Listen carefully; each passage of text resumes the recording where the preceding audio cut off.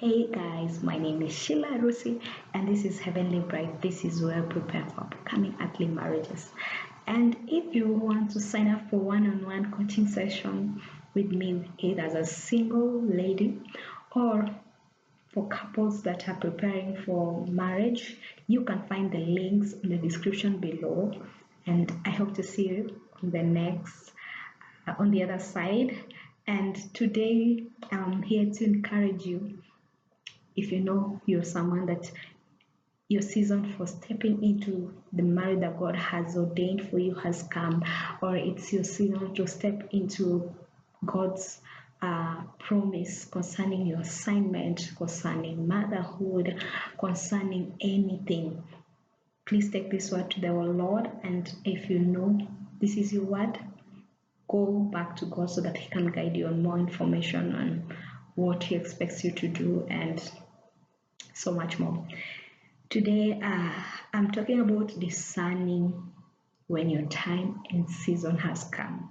So, for many of us that know that this is our time to step into God's promises for our life, God entering your promised land, whatever you want to call it, entering your marriage season, you might be surrounded with your friends, with your family, colleagues, and all that, and you notice that God is calling you to step into that promised land, and you're gaining, you're making profits, you are making progress, you're being favored, while other people around you, maybe they're making losses and all that, they're not making much progress as you are doing. And therefore, you might tend to feel like you're very sorry for them. You feel like, why are good things happening to me and maybe to those around me? Maybe they're in a different season completely. They're still maybe going through pruning. They're going through challenges in their marriage or in their relationship. And this is just to prove that you are in a totally different season than those that are around you.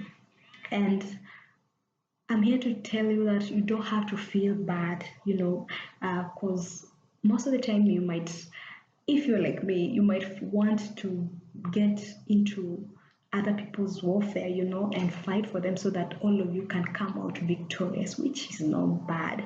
But at the same time, you have to make sure that that's God's plan. You don't have to feel bad, and as a result, you want to get into people's affairs.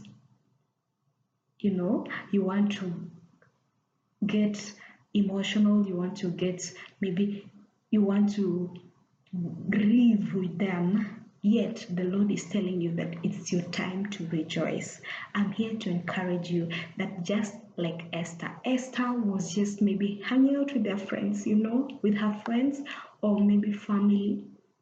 And then a call came over her life, and all of a sudden she was called into the palace by the king. I can imagine all of a sudden you are leaving your family and you're going to stay somewhere else, and I can imagine how she felt, because she was going to a higher place. She was taking a totally different position, and that came with so much benefits, that came with so much breakthrough in her life. But at the same time, other people around her life were in a totally different season. They were still going through their own season, And I'm here to encourage you that you don't have to feel bad, because at the same time, Esther had to separate.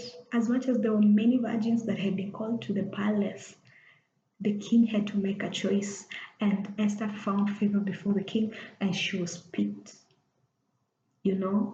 She was picked by the king as a queen, and you can imagine Esther could have stayed there and maybe felt like, oh my God, why did Vashti have to leave the palace? Why am I chosen over Vashti? But no, the Lord is not calling you to behave that way, The Lord is calling you to take that position, knowing that it comes from God, and this is a new season for you, and it might not be a good season for those around you, and it's okay to enjoy the season.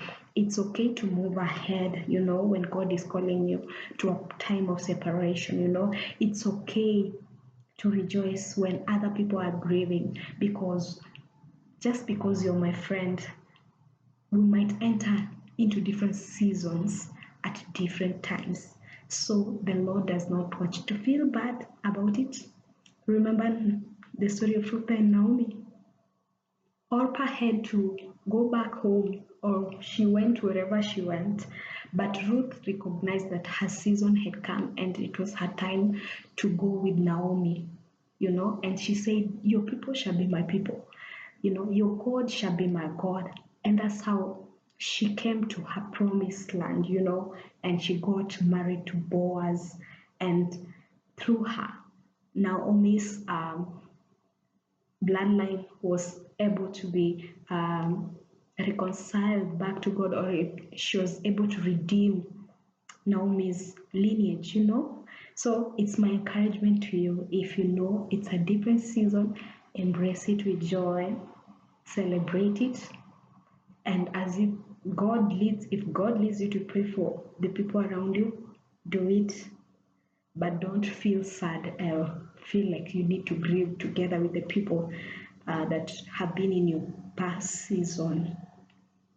The season 2 will come, and it's okay. Move on to what God has in store for you as a queen, as a king, as a wife, as a husband, as whatever God is calling you to be.